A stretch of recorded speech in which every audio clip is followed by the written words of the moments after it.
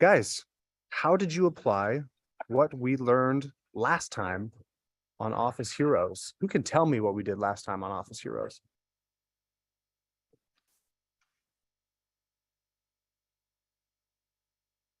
We talked about paying your employees what they are worth. Beautiful. And providing opportunities for them to prove and improve their worth. Mhm. What have you guys done with that material so far? What have you implemented to improve the earning capacity and ability of your CSRs and dispatchers in the last week? I'm curious to hear. Implementation is the key. Hmm. Mm. Did we do? And if you did nothing, feel free to share why. This is a no judgment zone. We're here to help each other. We're here to grow. So I'm always curious when we learn something but don't apply it. The main thing that I want to know is, well, what got in the way? What's holding us back? What roadblocks were we not expecting that maybe are getting in the way of us adjusting or providing more opportunity through our pay structures for CSRs? What kind of things hold you guys back? Management. Management, like other people in management besides yourself? Yes. Stephanie says sales. I'm curious on both of those. When you say management, could you give me something specific to work with there? Oh, I sent pretty much everything we went over in last week's meeting because I just got moved to this position. Well, not just moved, but 3 or 4 weeks ago, and sent that to him, and just got we'll discuss it. We'll go over it. That's about it. That's about all I got. Understood. Okay. Sort of the procrastination method. That's a great idea. That's something we should definitely discuss further. And in your head, yeah, this ain't gonna happen. Pretty We have to do some serious much. follow-up here to make it come to life here. We're gonna address that problem today, actually. Oh, great. Stephanie, when you say sales, tell me more.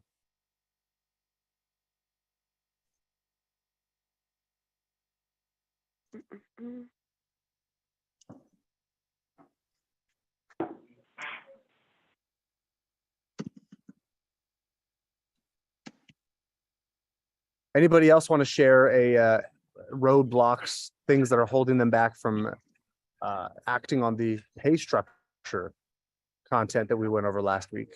Stephanie says it's in between seasons, and if the revenue isn't there, it will be difficult for raises. 100% agree. So don't give raises. Provide commission opportunities with the other methods that we discussed. Implement the reward program for tiered performance. If they book 90% of their calls, if they sell 10 service agreements, the easiest way to pay your people more, incentivize them to earn the company more money. No problems in that situation. Going through all of the abandoned calls to see if the booking rate is a great idea to give an incentive to the CSRs. Interesting. Question for you guys. Who here uses ServiceTitan Phones Pro? We use the call center, but don't know about that. Okay. We use Dialpad, which is the same thing, only it's not through ServiceTitan. So Okay. Dialpad or ServiceTitan is actually using the same version of Dialpad, but they've made it in their own. Okay, got it. Does that help you? Yeah, I'm just curious to know, and I'll show I'm you good. why. You go eat. I'll show you why I'm curious to know. Let me share. Let me go into screen sharing mode here. All right. Ever since I became CEO of Power Selling Pros, I joke with my team that my real job is to be chief screen sharing officer. That's pretty much what I do. I share my screen all the time. So what you guys are looking at here is called Fireflies. They have the same functionality of Fireflies built into ServiceTitan Phones Pro. which is sentiment tracking and call analysis. So what I do here, you can see on my calls, right? What you're looking at right now on my screen, can you guys see it? Yep. Okay. What you're looking at on my screen right now is I put in a CSR phone call.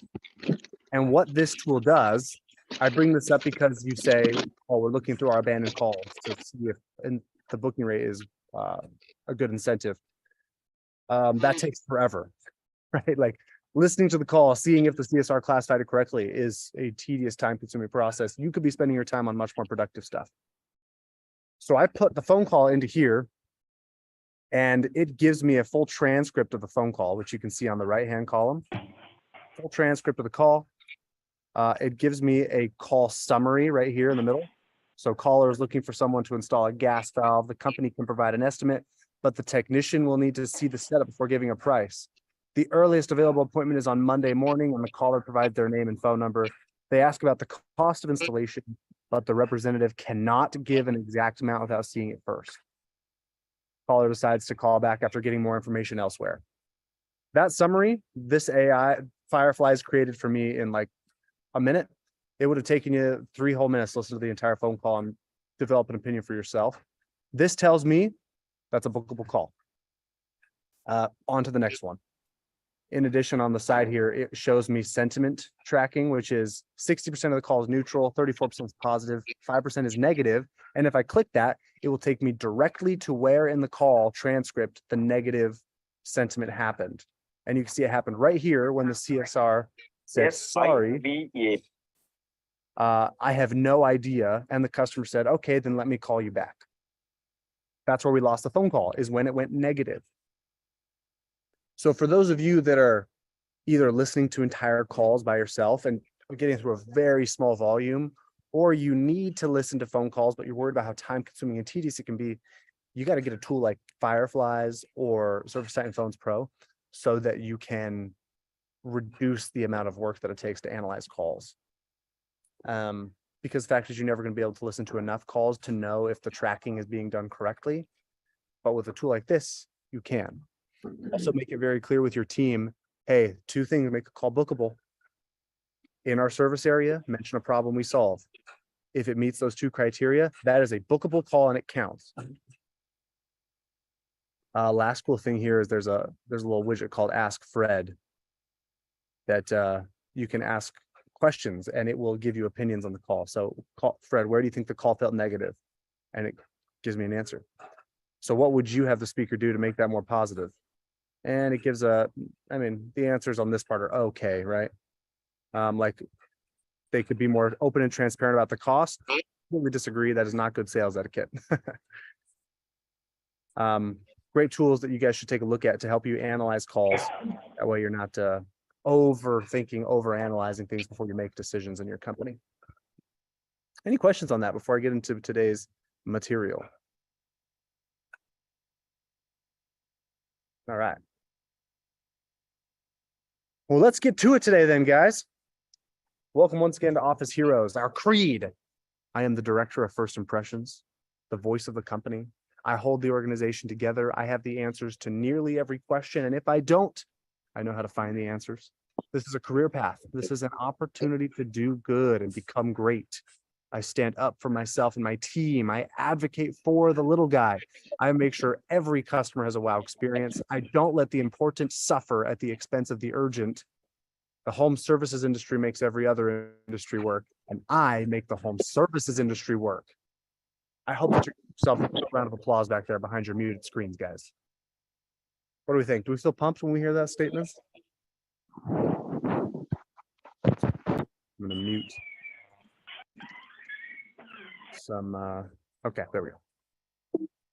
Now, guys, I promised you that we're going to send you some t-shirts.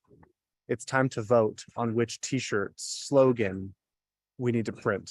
And if you don't like the options that I present here today, then type in the comments a better option for me, okay? Here are our 3 slogans. Vote using the reactions in the Zoom chat, okay? So we've got 3 options. One is Director of First Impressions. The second t-shirt slogan is, I need to speak to someone before I make some fireworks. We're going the inside joke method there.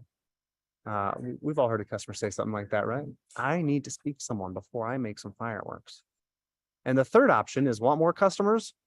Wow, more customers.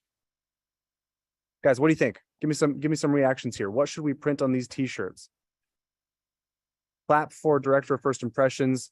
Give a heart for, I need to speak to someone before I make some fireworks. And want more customers, wow, more customers. Give me a thumbs up. I got a heart from Raven. She says, I need to speak to someone before I make some fireworks.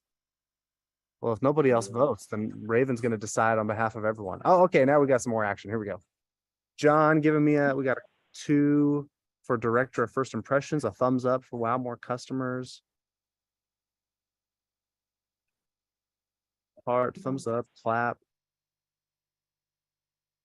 So far, director of first impressions is in the lead. Oh, now we got a tie between director of first impressions and want more customers, wow, more customers. Dennis, unfortunately, waving your hand does not count for one of these options. I assume that means clapping, actually. Yeah, that's probably clapping that he's saying there. Thumbs up, heart. Okay, all right. It's pretty even, actually. We will count up the votes though after. All right, clap. That's what I thought. We will count up the votes though after, and you will find out which one wins when you get a t-shirt in the mail. If you have not already, let me skip ahead here to the very end of this slide deck. Wow. All right.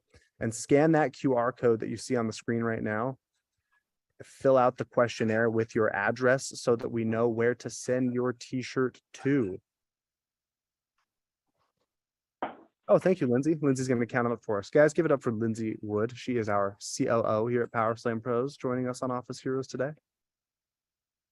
I'm sure many of you have worked with her or interacted with Lindsay and know that she is exceptional. Mike says, wow. I assume that's a vote for the wow, more customer shirt. So go ahead, scan the QR code, fill out the questionnaire so we know where to send your t-shirt, guys. And with that, let me go back to the beginning and show you what we're all going to be working on today. Implementation is key to everything that we work on here, by the way, guys. Make sure that you are going back and acting on these trainings. Something that I have been seeing a lot of in industry forums, Facebook groups, and things of that nature is the best way to book a call and handle price objection. For example, what most companies do when booking a call is they say, Mr. Jones, I have tomorrow at 2 available and Thursday at 1 available. Do either of those work for you? But you should not do this. You should not book the call this way. Your CSR should not be booking the calls by providing this or that. Let me tell you why. It's binary. Anytime you give people a this or that option, they will pick either the best option or no option. And you do not want them to pick no option. Whenever I say Tuesday at 1 or Wednesday at 3, if those times don't work for the customer, the immediate thought is, I need to go somewhere else. I need to call a different company. I need to go do business with somebody else. And we do not want our people, our customers, to believe that we can't help them simply because we provided 2 options that don't work with their schedule. Now, I understand that a lot of you might say, okay, well, that's fine. Let's look at a couple different options. But then you're just going back and forth. You're playing this game with the customer that honestly provides the impression that we're not here to be of service. We're here to merely provide a service. But we want to give the customer the impression that we are here to serve them.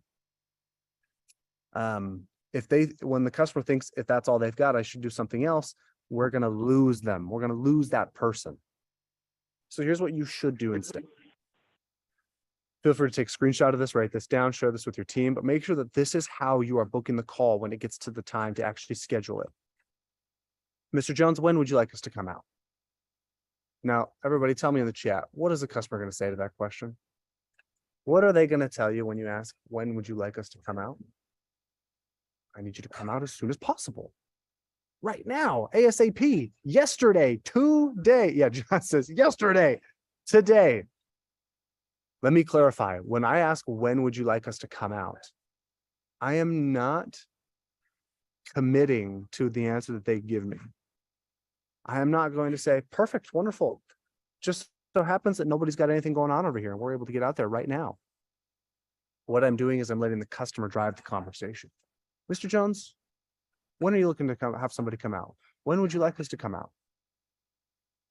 Let them tell you when. Let them feel heard. Give them the opportunity to feel seen, feel heard by you.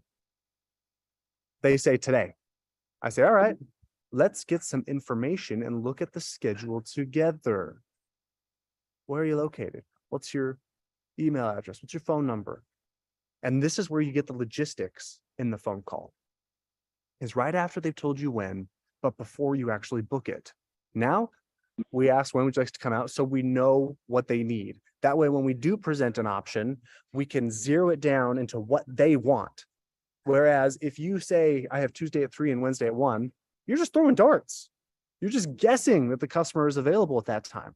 Don't guess when you can know. When would you like us to come out?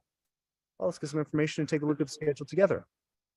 Then you say, perfect, Mr. Jones, it looks like I have an available appointment tomorrow at 2, just like you requested. May I book this appointment for you? Or looks like I have an available appointment today between 12 and 4, and we'll call you 30 minutes before we arrive. May I book this appointment for you? We don't say this or that. We say this, and may I book it for you? We say this, though, only if that is the time that we know they want. Or if the customer is more open, like, oh, as soon as you can, or whenever you got something available, I need something as quickly as possible. Then we say, all right, Mr. Jones, I'm going to read you some available times one by one. As soon as you hear one that works for you, please stop me. I have Tuesday between 12 and 4. I have Wednesday morning between 8 and 12. I have Wednesday afternoon between 12 and 5. And you present the options the way that your company schedules them, so that the customer can then say, you know what, that works perfect.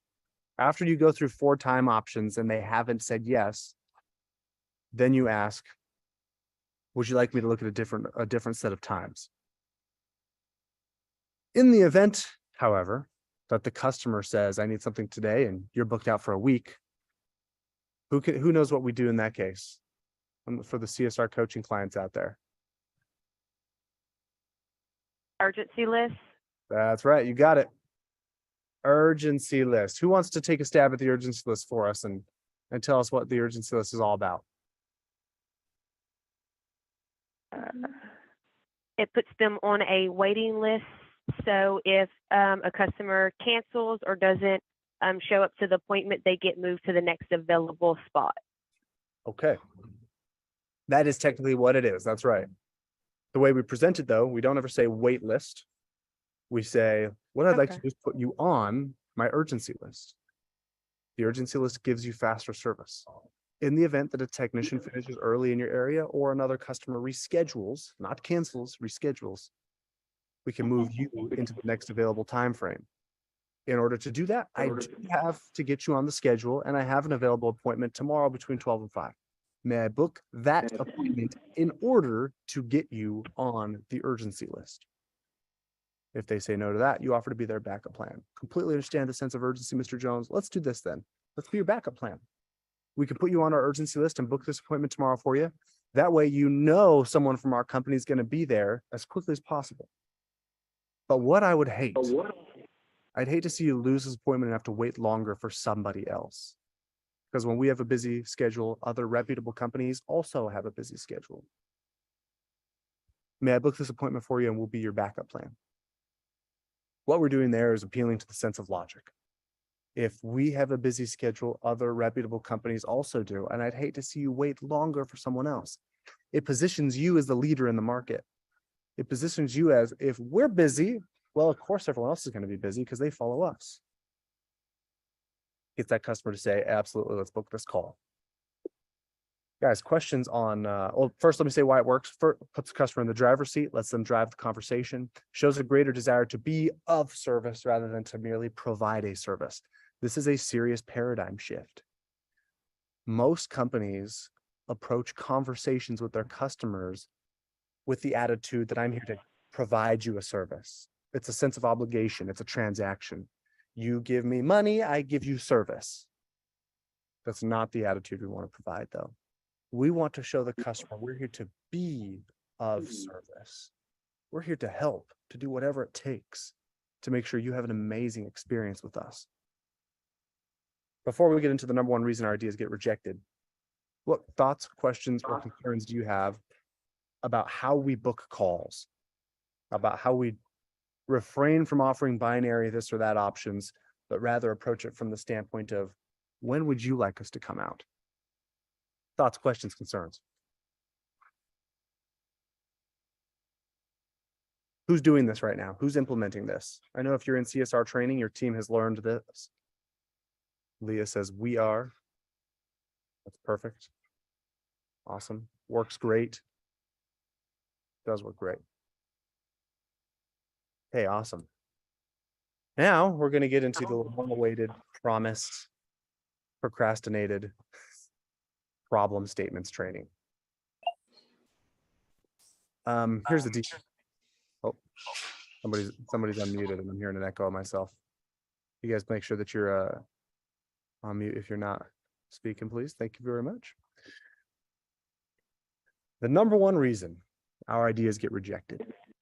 Now, if I'm the group that I'm speaking to right now, I'm speaking to you with the assumption that you are the operators, the managers, the operations people in your company.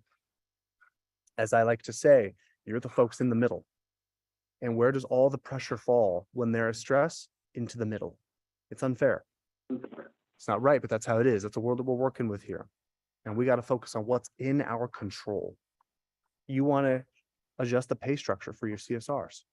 First of all, get your boss on this call and we'll talk about it all with the group. Okay, we'll persuade them we need to make some changes here, because there's no question that these methods are how we turn our call center into a profit center. But if your ideas are getting rejected, you want to implement a new software, a new pay structure. You want to change the way that you literally want to change the physical layout of the office. You got an idea for a marketing campaign because you run marketing in the office too. You do the SEO, you manage relationships with vendors, but you're getting the classic runaround. Let's talk about that. It's an interesting idea. Yeah, that's good. We should give more thought to that.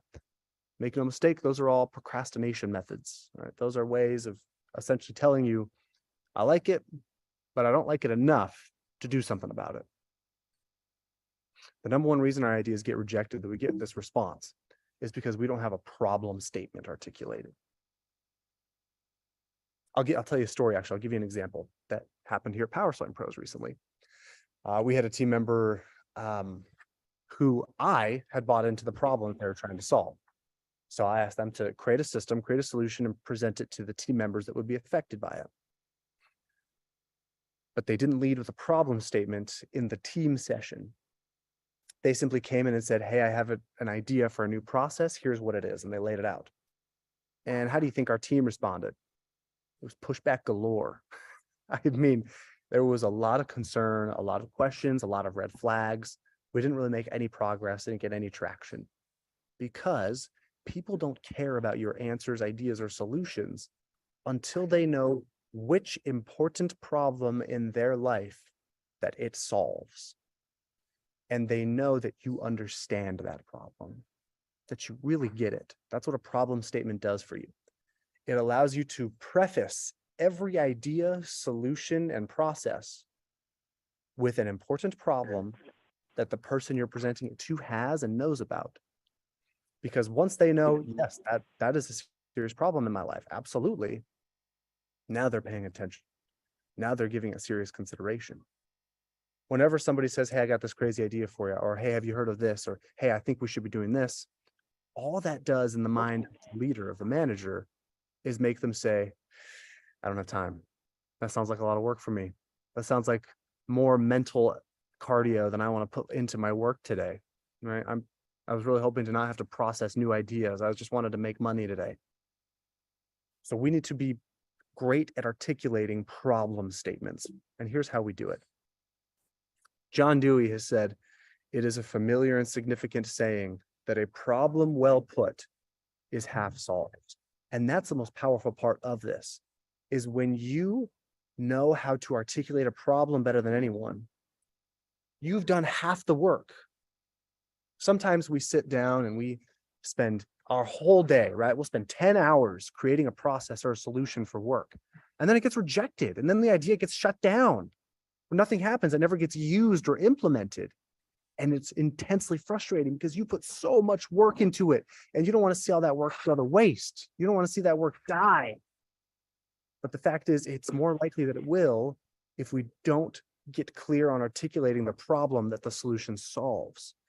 If you can lay out the problem that you're solving for people in a clear, articulate sentence, you are halfway there. You saved yourself hours of headache by simply being able to articulate, this is the problem, this is what it's doing to us, and I have a solution. Boss, one of the most persuasive things that we say to business owners to make them interested in CSR training is, what's your average ticket? $400? What's your booking percentage? 60%? Okay, by our math, you're missing out on $100,000 a month or 10,000, whatever it is, in potential revenue by not booking the other 40% of those phone calls. The problem has been crystallized. They now immediately understand, holy crap, I'm missing out on $10,000 I don't even have to pay for. I don't have to invest in more marketing. I don't need to do more ads or SEO. I just need to book the opportunities that are coming in. Now that we've articulated the problem and gotten them bought in, the rest is easy. It's just a matter of logistics. How simple can you make the solution for them? So here's how you articulate a problem statement. By the way, before I get into this, give me a thumbs up or a high five or a whatever in the chat if you resonate with what I'm discussing, the problem I'm talking about. You'll notice that over the last couple minutes, all I've done is lay out the problem. So if you're sitting here thinking, man, let's get into this. I'm ready to go. I'm ready for the answers, Zach. That's only because I've articulated the problem that you're experiencing. And now you want to know, yes, how do I solve it? Getting people bought into your understanding of the problem is the key to getting an idea accepted or listened to. So here's how you do it. Number one is you defined the end goal of the people involved. For example, I want to improve the pay structure of my team, or I want to provide an incentive plan for CSRs who sell memberships or book at least 90% of their phone calls. That's your end goal. Now, who do you need to present that to? Who's the decision maker on this? What is their end goal? What are they trying to achieve right now? It could be that we're trying to add another million this year. We're trying to double the size of the company. Could be that we're trying to reduce employee turnover. We want people to stay in our company for longer. You want to find out what their end goal is so that you can wrap your solution in that. If you come to let's say you're trying to sell a fitness product or a supplement of some kind to people. If the person you're selling to, if their end goal is build muscle, but you're presenting your solution as helps you lose weight, they're not going to care. They're not going to listen to you because it doesn't align with what their end goal is. Even if your supplement could help them, if it's not positioned to meet their goals, needs, they're not going to listen to you. The second thing is brainstorm root causes of why you're not there yet. We're trying to double the size of the company. Why haven't we done that already? Why have we not improved employee turnover yet? What's going on that's holding us back? When you go to the doctor's office, the moment when a patient is most invested in what the doctor is saying is the moment when the doctor is hypothesizing root causes. You say, "Doc, my head hurts. I just want to get this headache to go away." Once the doctor says it could be, and then they list some potential causes, that's when you are on the edge of your seat paying attention. Because if there's something wrong, if there's something seriously broken, you want to know. You want to know. Once you identify the root cause, the real problem, fixing it becomes so much simpler because now we can focus our efforts on one thing. We want to improve employee turnover. The average CSR stays in our company for less than a year. That's a problem. Here are some potential root causes. pay is not high enough. And you got to be able to back up your root causes with real research, right? I went online, I actually called around. I found out what our 5 biggest competitors are paying CSRs, and we're $5 below the average hourly pay. Your boss is going to pay attention to that. They're going to pay attention to when you say, others are doing this, we're doing this. So you brainstorm the root causes. Here's another reason why root causes are so important, you guys, and why you will not be listened to. Your ideas will not get accepted if you don't present some root causes of why the problems exist. In life, there are 2 types of problems. There are tame problems and there are wicked problems. A tame problem is what we're taught to solve in school. 2 + 2 is 4. The capital of Utah, Salt Lake City.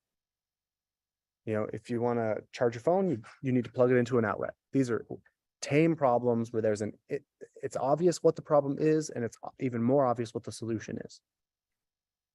Wicked problems, however, are what most of our problems actually are. You don't get taught how to solve these usually. They are significantly more complex. The root causes are uncertain. We don't know exactly what's causing it, and we may not even know if we've solved it correctly. For example, you're struggling to get sleep at night. That's a wicked problem. There's not an obvious reason why. It could be your cell phone usage. It could be the temperature in the home. It could be you got something else going on with your nasal passages. It could be insomnia. It could be a whole host of things. But the point is, if we can't easily identify a single root cause, it is a wicked problem. Therefore, it's extra important that we lay out potential causes, root causes of the problem, and say it could be any number of these things. Then you decide to what extent the solution will be judged by hard data versus human judgment. Nothing bothers your boss more than when we make it seem like the answer is obvious. Because in their minds, nothing is obvious. At least not all the time. Nothing is as straightforward as somebody with a good idea wants to make it sound. For example, you're trying to improve employee retention. So you say, if we raise pay by $5, our people will stay longer. Your boss knows that's not true. Your boss knows that it's highly unlikely that it's guaranteed to improve retention. So you have to present all of the possible ways that we'll know we've solved the problem and why you believe that raising their pay could be one of them. For example, our average employee, our goal, boss, is we want employees to stay in our company longer. We want them to see this as a career path so that they'll refer their friends and their family, and so that we can get more customers and more people working here. We want to double the size of the company. A couple possible reasons why the current employee retention numbers on the CSR team are less than a year on average could be, number one, we did some research on our competitors and we found that we actually pay $5 less per hour than the 5 biggest companies in our area. That could be one of the causes. Another could be that our average call volume per CSR per day is actually lower. There's less opportunities to earn for our CSRs. Our competitors are averaging 50 phone calls a day per CSR. We're averaging 20. So there's not as much to do. A third reason is we only hold meetings with our CSRs once a month. And so they're not getting the kind of attention and one-on-one care that they need. Now that I've laid out the root causes, I say, so we've got a couple of ideas. First of all, we will know that we're successful because employees stay longer. That number improves from 10 months per CSR for average retention to well over 18 months to 2 years. That's what we're looking for. We're looking for that to improve. Now your boss knows, okay, this person's smart. They know exactly what we're looking for, what success looks like for the company. They're not just thinking about their own idea here. They're thinking about what it will mean for everyone else. We'll also know that we've achieved success because our employee satisfaction score comes in really high. That's something we want to start doing, is measuring employee satisfaction. We'll also know because the culture will just improve. Right now, we don't really do a whole lot together. We don't even have a pulse on what our culture is. So we want to get a better pulse on that by holding weekly activities, so on and so forth. Those are the ways that we will know if this is working. And then finally, once you've laid out how you will know if your solution works, You express your desire to keep iterating. We recognize that we have a hypothesis here and that we want to keep working on it and improving on it every year. Your problem statement will frame your ideas so that leadership cares.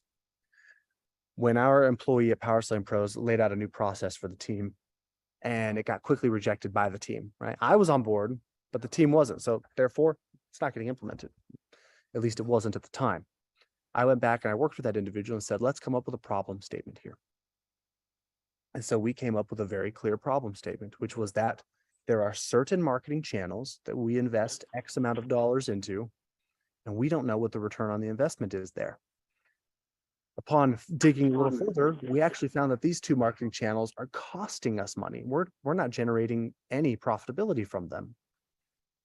That's problematic because our goal is that we want to make sure we see X amount of ROI from every marketing channel. Now that we articulate the problem, the team, the stakeholders were listening. They straighten, you literally could see them on their camera straighten up and go, oh my gosh, I didn't realize that we were actually at a loss on those channels. How did you find this out? And now this member on my team instantly became a source of credible leadership and information because she showed a clear understanding of the problem and she was able to articulate it to the team. Then she said, here's how we'll know that we're successful.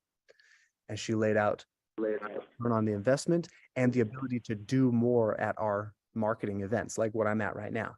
Okay, we'll know we're successful because we can do X, Y, and Z, and it will lead to more customers. It will lead to higher acquisition of leads. So we implemented a change at the event I'm at right now for how we're going to acquire leads. Everybody was bought on. And the most important part is the person in our company who was most resistant to the change came up to me about 2 hours ago and said, I feel like this is probably the best setup for customer acquisition we've ever had at one of these. And I was like, Eureka! Like, this is the person that usually pushes back the most, but instead said, I feel like this might be the best setup we've ever had. Because prior to us implementing the solution, our manager, the person who came up with it, laid out the problem, showed her understanding of the problem, presented all the possible reasons why this is a problem, and framed the benefits so that it's each individual person. This is the bulk of work that goes into presenting a solution, is identifying the problem, presenting all the root causes and how it's going to help the people that are involved in it individually on a personal level. Once you've done that hard work, once you've gotten them all bought in to your understanding of them, they will listen to your solution. It's just a matter of logistics at that point. How easy will it be to act on it? But I'm telling you, if you jump right into your solution, here's what we want to do. Here's steps 1, 2, 3, and 4. Do not be surprised when you get resistance or get rejection, because people will only listen once they feel you understand them. I always say on this call, may be recorded, people do not buy from the best companies. They buy from the companies who understand them the best. And the same goes within your company. Managers don't implement the best ideas, unfortunately. They implement the ideas that come from the people who understand them the best, who understand their problems and needs and goals the best. A couple other examples. I went to a contractor last year, a large call center that's having the employee retention challenge.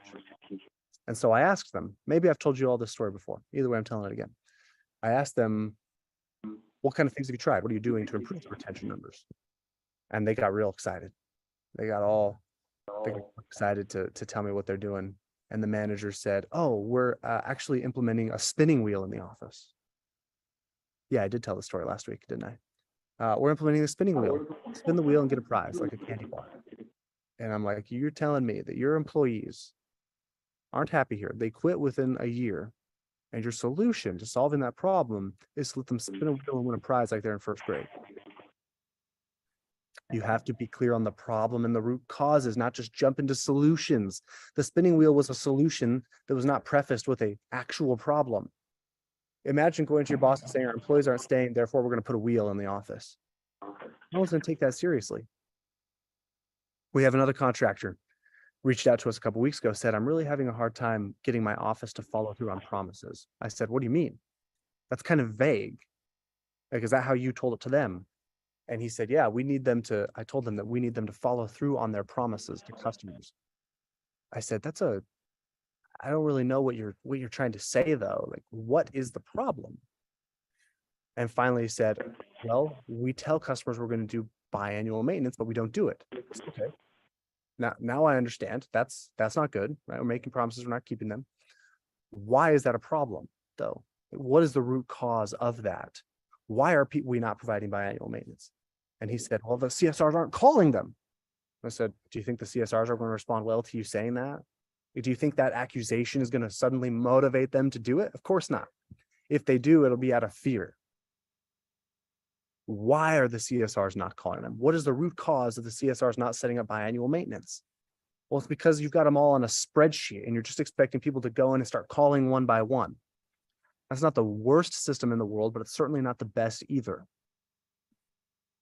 What's a better way? What's a way that we can make calling our customers to set up biannual maintenance simpler and easier for our people to do so that they actually execute on it? The sad reality is people don't just do stuff because they're expected to. Not everybody, especially as you grow, you want to hire people who will. So hiring is the first answer to that problem. But seeing that you've got people in your office now, you've got 4 CSRs, if you go back to the drawing board and try to rehire, well, then you're not going to be setting up biannual maintenance for at least 6 months while you try to set them up and train them. People don't just do stuff because they're expected to. They do it because it's straightforward. They do it because it's simple. So you've got to figure out how to make setting up biannual maintenance simple, maybe even automated. Set up automation in your systems so that you can have the customer receive an email with a link to schedule their maintenance. That way the list of people that needs to be called is smaller. And then assign one person to do it. Make it one individual's job. Because here's the other fact. Here's the other reality. If more than one people are responsible for it, no one is. They will procrastinate it forever. They will procrastinate it until they don't work for you anymore because the other person will do it. Customer retention is another thing. You may have a high percentage of customers who only do business with you once. They do a $400 service call and then they're gone. You don't hear from them ever again. That's a wicked problem. What do we do about that? How do we improve the lifetime value of our customers? How do we get our team bought into a new way of improving the lifetime value of our customers? We create a problem statement. We say our average customer spends X amount of dollars with us, $500 with us. We want to increase that number to $2,000. We want to quadruple the average lifetime value of our customers. Here's a couple reasons why we believe we haven't done that yet. Number one, we have no happy calls in place. We don't reach out to customers after they get service to see if they were happy and offer additional services. Number two, we don't offer additional services on the phone with our customer. We only address the immediate obvious problem and we don't tell them what else we can do. Number three, we don't have a maintenance agreement. We don't have a membership set up. So there's no incentive for customers to come work with us again in the future. These are all possible reasons why our lifetime value is only $500, but we want it to be $2,000. And here's how we propose that we get there. Your boss is going to listen to that. When you tell the boss, we want to increase lifetime value from 500 to 2,000, here's the possible reasons why. You've got their attention. They'll do something about it. And this stuff is not as hard to get data on as you think. Go back to the system, do a little bit of homework if you have to, and just manually add it up. Here's our revenue from customers over this time period, divided by the total number of customers, boom, your average revenue per customer for the year. Your CRM, whatever system you're using to bill customers, almost certainly has reporting available to find out numbers like that. Just reach out to them and ask. Another problem that you need to create a problem statement for is when there's bad blood between people. This is a classic he said, she said game. He said, this is why he's unhappy. She said this. Well, you can't take anything at face value because there's 3 sides, not 2, to every story. So you have to formulate problem statements with people problems too. You have conversations with each individual person. And instead of just telling them, here's the problem, you brainstorm the root causes with them.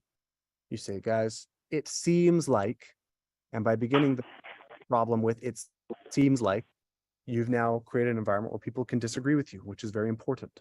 It seems like there's some bad blood here. It seems like you don't like each other. And we want to get to the bottom of why.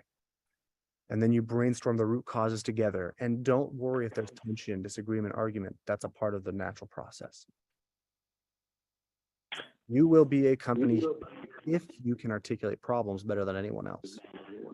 What I want your managers, your bosses to say to you is, we need to get Susan in here to look at this. We need to get David. We need to get Dennis, Raven, Taylor, Leo, Krista, Roxanne, Sarah in here to look at this.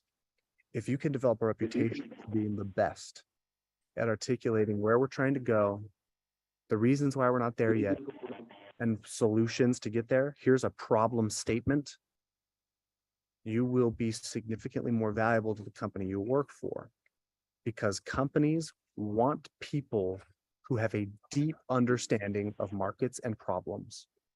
They understand our customers. They understand what challenges hold us back from meeting our goals. People who get it are the most valuable people in a company.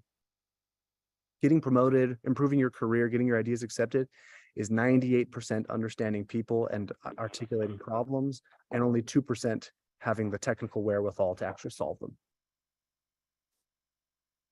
Whew. All right, guys. It's time for me to get off my soapbox and stop monologuing. What are your thoughts today? What are you guys going to do with today's training?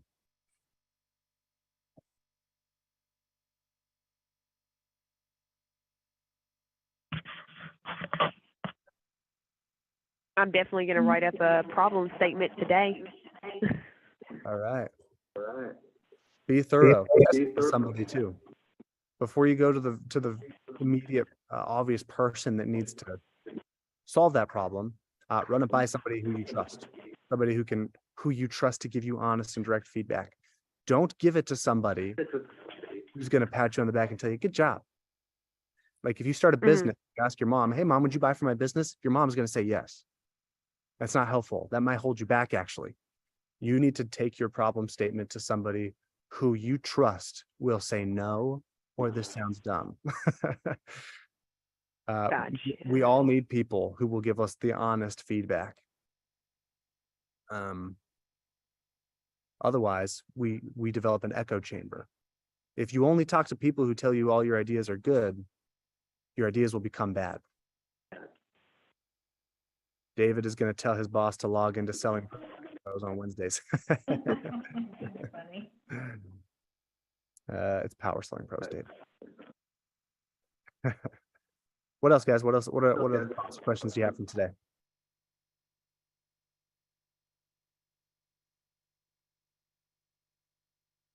All right. Well, team, we're gonna tally up the votes, and you'll find out what the slogan on the t-shirt is when you get it. We will be back here again next Wednesday, everybody, for the 4th Office Heroes call. And next Wednesday, I have a surprise guest coming. You'll find out about the surprise at the beginning of next week with the subject. I don't want to tell everybody yet because there's a couple logistics we're working through. But we've got a guest that's going to join us to provide some expertise on how to run your office with excellence next week. We're also going to be rolling out a referral program next week. We want you guys to have a referral program in place so that people can come and give you new customers. Like, hey, I just worked with awesome plumbing, heating, and air, and you got to work with them too. So we're going to roll out an Office Heroes referral program with some cool rewards for those of you who share this program with other contractors in your circle.